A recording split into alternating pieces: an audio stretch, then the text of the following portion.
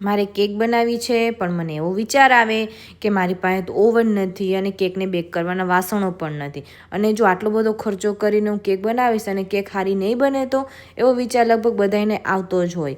પણ જો મારી આ રેસીપી તમે ટ્રાય કરશો તો તમને ખબર પડશે કે કેક બનાવવી એકદમ સરળ છે અને પહેલી જ વારમાં સરસ બની જશે, 100% ગેરંટી સાથે. સૌથી પહેલાં એક કુકરમાં થોડું મીઠું નાખી અને ચારે બાજુ ફેલાવી દો, તેથી આપણું ઓવન તૈયાર છે.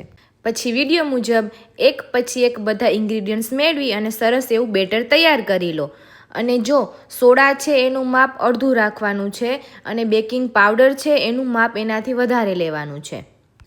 અને આ કેક બેટરને વધારે આપણે ફીણવાનું નથી, એને થોડીક જ વાર હલાવવાનું છે જેથી તે સરસ રીતે મિક્સ થઈ જાય.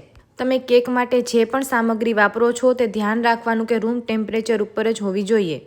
કેક બેક કરવા માટે કોઈ ખાસ પ્રકારના વાસણની જરૂર પડતી નથી. આપણી પાસે જે દૂધની ટીનની તપેલી હોય એમાં જ કેક બેક થઈ જાય છે. ગેસની ધીમી આંચ ઉપર લગભગ 45 મિનિટ પછી તમે જોઈ શકો છો કે મારી કેક એકદમ ફૂલીને દડા જેવી થઈ ગઈ છે. મેં કેક કેવી રીતે પૂરી કરી અને આ શું છે એ જોવા માટે પાર્ટ 2 જરૂર જોજો.